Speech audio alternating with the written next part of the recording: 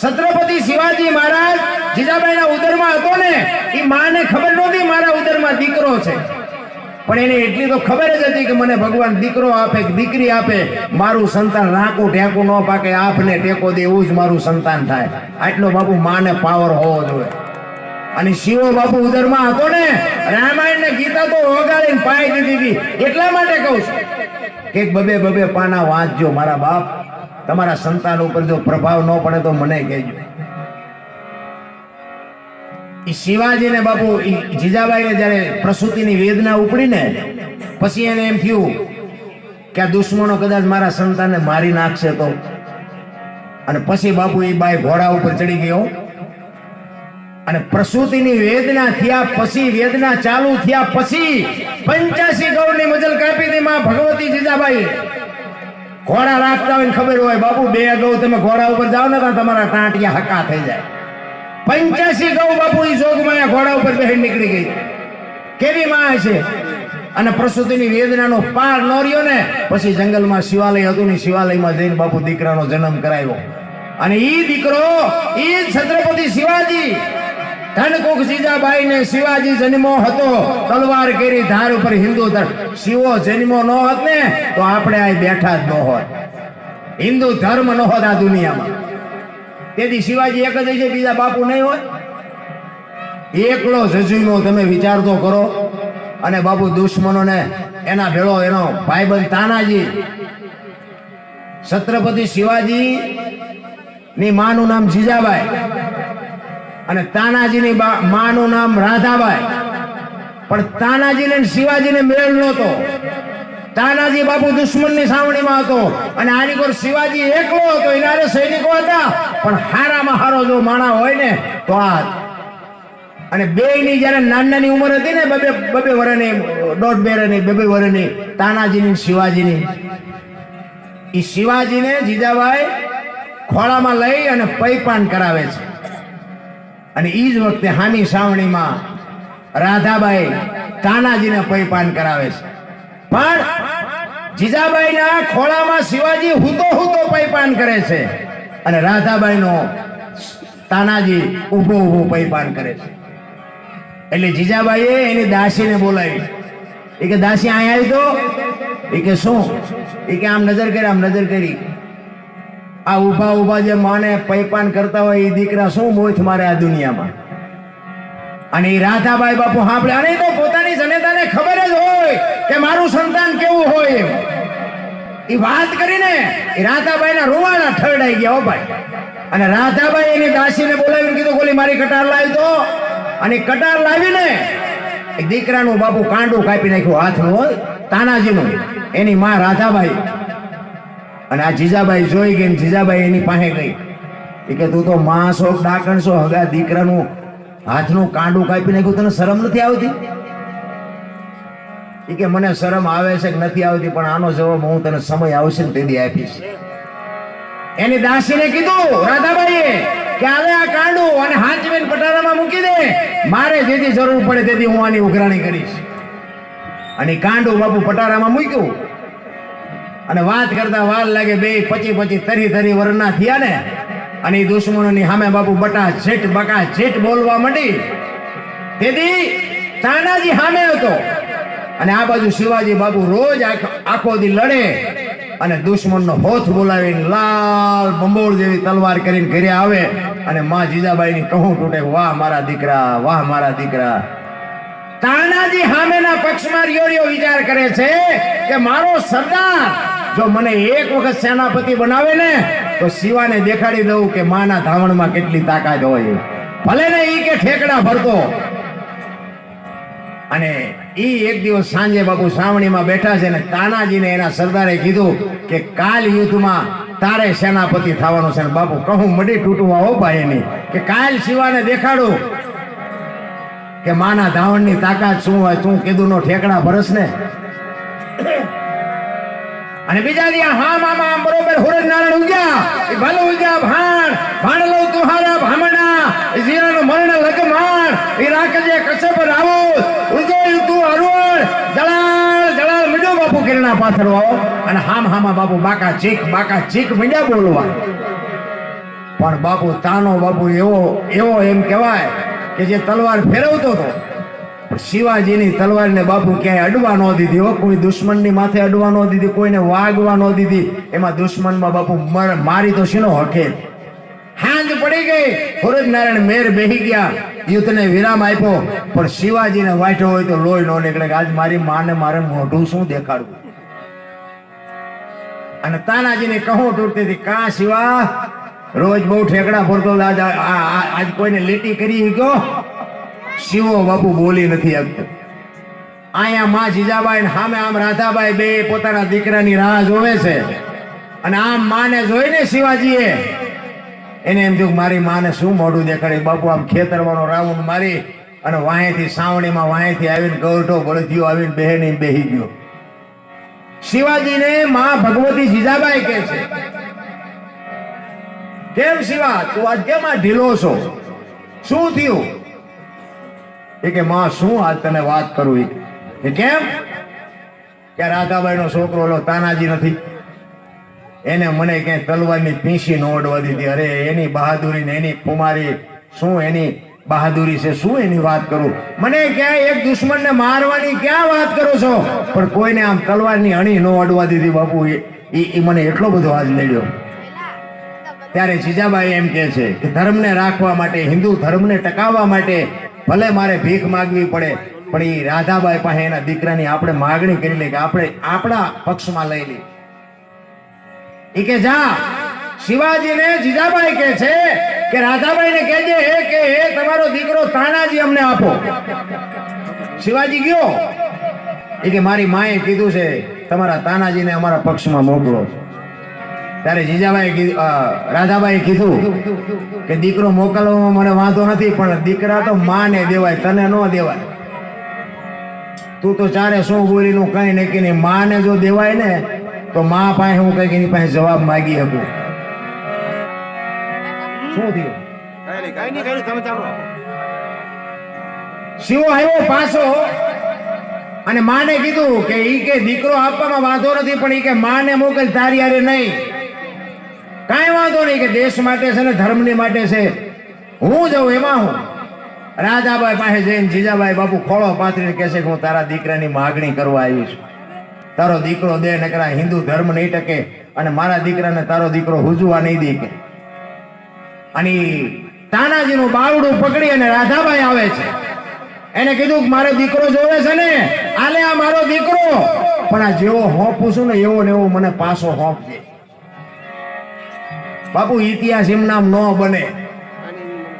કોકના ખિસ્સા કાતરે આપણા ઇતિહાસ ન બને. આપણે કઈ ભોગ દેવો પડે. ઈ કે હું જેવો મારો દીકરો તને હોપું છું, ઈ કામ પત્યા પછી તારા દીકરા તારે મારો દીકરાને પાછો હોપવો પડશે. મારા દીકરાની હું તારી પાસે ઉઘરાણી કરીશ. કાંઈ વાંધો નહીં. પછી તો બાપુ બે જણા થયા પછી તો શું ઘટે. દુશ્મનનો હોથ બોલાવ્યો અને છેલ્લો દિવસ અને કિલ્લા ઉપર બાપુ ધ્વજ ચડાવવાનો હતો. દિવસ હાથમાં પેલા ધ્વજ ચડી જાય તો બાપુ હિન્દુ ધર્મ રે એવો બાપુ કટોકટીનો સમય. હવે ઈ બે જણા અહીંયા આવ્યા પણ ગઢના દરવાજા બંધ હતા, ઉપર ચડાય એવું નહોતું. એ કે હવે શું કરું? એ કે ગઢના દરવાજા એમ નામ તૂટે નહીં. એ કે હાથીને લઈ આવો અને એક હાંડિયાને લઈ આવો.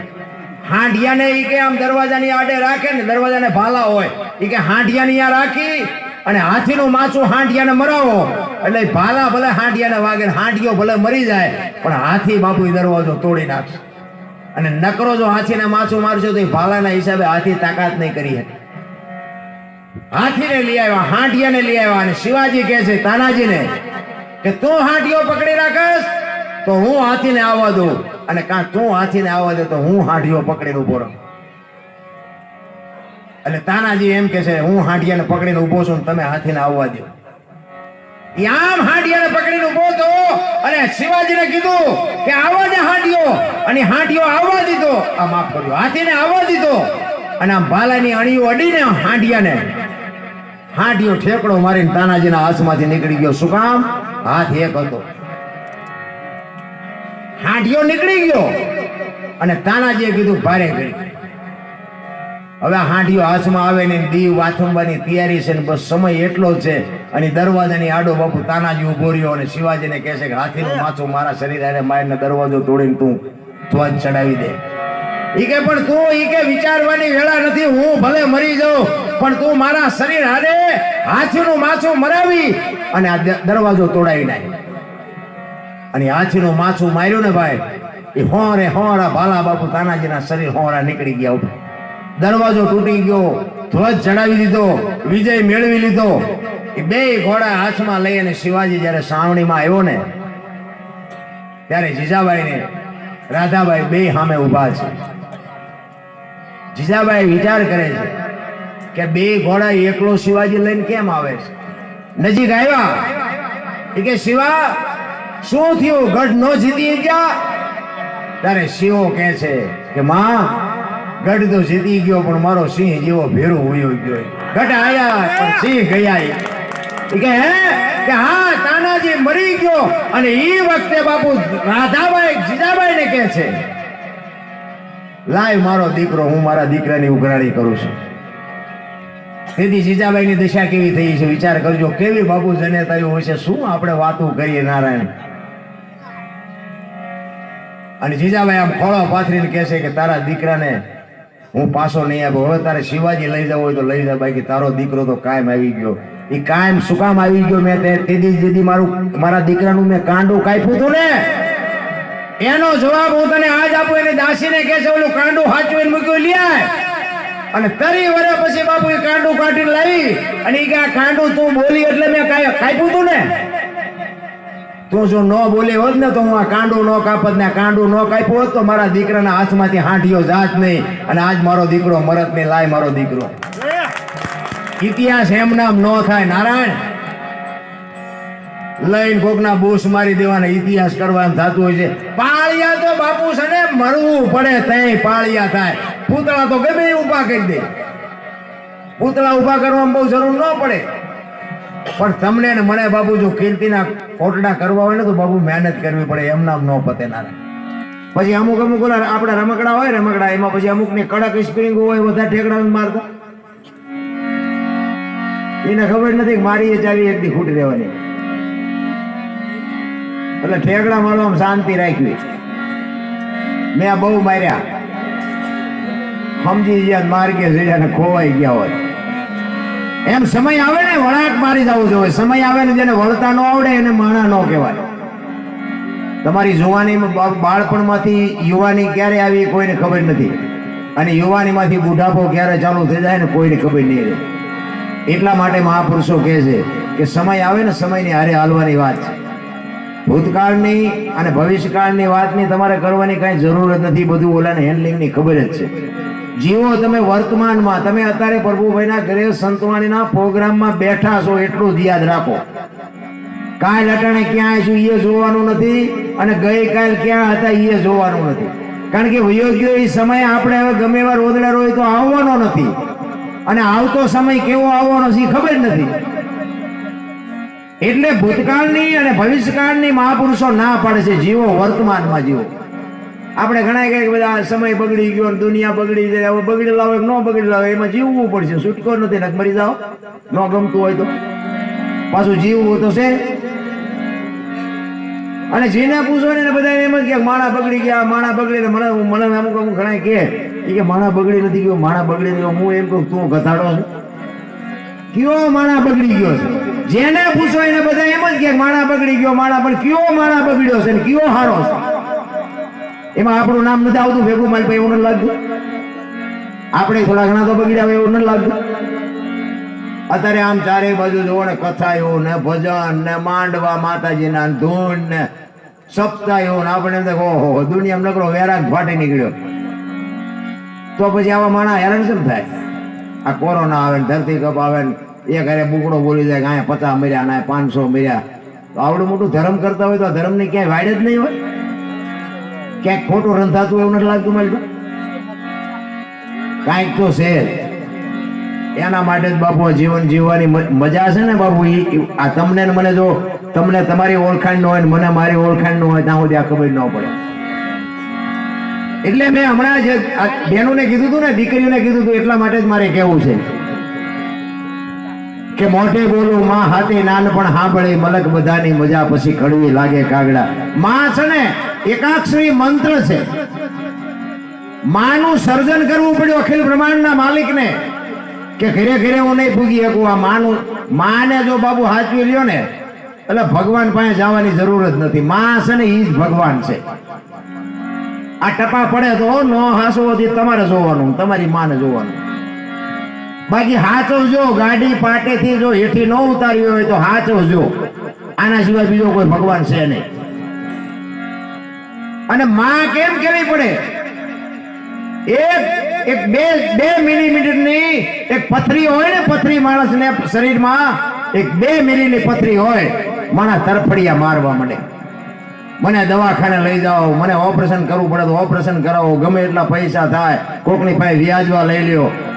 એક 2 મિલીની જો બાબુ પથરી તમને જો આટલી પીડા કરતી હોય તો 1.5 કિલોનો સંતાન જો બાપુ માં એના ઉદરમાં રાખતી છે તેને કોઈ વેદના નહીં થતી હોય? અરે તમારે એની ક્યાં વાત કરો બાપુ? એક લોહીમાંથી જો દૂધ બનાવીને તમને મને પાતી હોય, ઈ માં માટે જો એક બટકું રોટલો ન મળતો હોય તો મરી જવાય બાપુ. દીકરાને શું ગુડવા છે મારા? 3 માળનું ઘર હોય અને માં જો એક પેટમાં 3 દીકરા રાખી શકતી હોય અને 3 માળના મકાનમાં જો એક 3 ફૂટની માને જગ્યા ન મળે તો બંગલાને દિવાળીઓ મૂકી દેવાય. નારાયણ, કોઈ અર્થ નથી. આ છે ને આખી દુનિયામાં આમ બધું દેખાય છે, આમ દામ ને ઠામ, કપડા ને મકાન ને ગાડીઓ ને બંગલા ને બધું દેખાય છે, પણ માલપા બધે ભડકા છે. અને ભડકા છે ને એનું કારણ આવડું આ જ છે કે તમારું મારું આ દુનિયામાં સર્જન થયું છે ને, ઈવડા ઈ જ દુખી છે. આ જો દુનિયા બાબુ અંદરથી જો રોતી હોય ને એનું કારણ જ આવડું આ છે.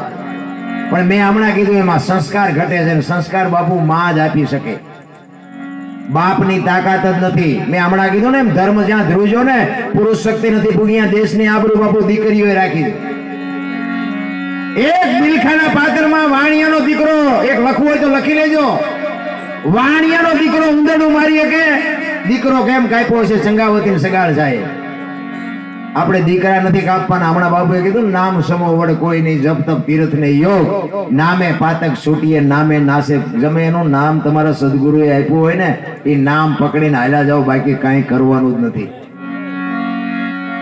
એક વાણિયાનો દીકરો અને એક સાધુને જમાડવા માટે બાપુ જો દીકરો હગા દીકરાને બાપુ આમ મૂસે લીંબુ ઠરતા હોય ને, ઈ ન કાપી શકે.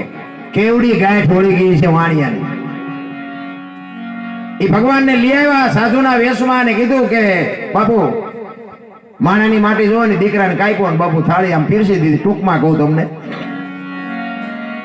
એ થાળી આમ પીરસી ને પછી ભગવાન કે છે કે એકાદું છોકરું મારી ભેગું બેહાડો, મને એકાદું છોકરું ભેગું હોય તો મને ફાવે, નકર ફાવશે નહીં. સગાળસા કે છે પ્રભુ એક જ દીકરો હતો, એ તો એમ કાપી નાખ્યો, બીજું તો છોકરું છે નહીં. તેની થાળીને ઠેવું મારીને બાપુ અખિલ બ્રહ્માંડનો માલિક ઉભો થઈ ગયો. એ કે તો તમારે પેલા નો બોલાય, વાંચિયા થઈ ગયા, હવે હું વાંચિયાના ઘરનું ખાતો નથી. તેથી સગાવસા ભાંગીને ભૂકો થઈ ગયા. અરે તારી ભલી તા દીકરો કપાયો ને હવે ખાય નહીં. અને તેથી મારો નાથ બાપુ હાલ તો થયો. તેથી સગાવસા ભાંગીને ભૂકો થઈ ગયા. લગામ બાપુ ચંગાવતી હાથમાં લીધી. તમે બેહી જાઓ, હવે બાવન હું નહીં જવા દઉં. જો દીકરીઓ બાપુ રણચંડી, એટલા માટે કહું છું કે તમે તો શક્તિઓ છો. તમે ધાડો તો આજે બાળીને ભસ્મ કરી દો, તાકાત છે તમારામાં. પણ હવે તમે ફેશનમાં દી ઉઠાડ્યો, કેવું શું ને અમારે? અરે ફેશન ફેશન ફેશન. ચારે જરાક આમ મોટી સિટીઓમાં જઈને આમ આપણે બજારમાં આવેલા હતા ને આપણે થાય કે વંટોળી આમ વિયો જાય ને પછી જઈશું આપણે ઘડીક હોય થઈ ગયા છે. એવા વંટોળિયા સડે તમે જોવો. અરે વાણંદ પાસે વાળ કપાવે, ખીલકોડીના પૂંછડા જેવા જટિયા હોય, આમ આમ નામ. અરે તારો વેતો કેવા દીકરા થાય આમાં, હે? અરે બાબુ સંસ્કારની જરૂર છે મારા રામ. અને સંસ્કાર જો બજારમાં મળતા હોત ને તો પૈસા વાળા આપણા હાટું વધવાય ન દે. એમ બજારમાં નથી મળતા. નારાયણ ચંગાવતી કે છે સગાળસાને કે બેહી જાઓ. અને આમ સાધુ બાબુ હાલતો થયો અને ચંગાવતી હાડી ફરી હાથમાં કટાર લઈને વાળ છૂટા મૂકી હડકો કાઢી અને કીધું એ બાપુ ક્યાં જાવ છો? બેહો બેહો બેહો, જમ્યા વગર હવે નથી જવાનું. કેવી રણચંડી બની છે તમે વિચાર કરો છો. હે અખિલ બ્રહ્માંડ નો માલિક ધ્રુજવા માંડ્યો કે જોગમાયા શું કરશે? એ કે બાપુ બેહી જાઓ, બીજો દીકરો તમારે જોવે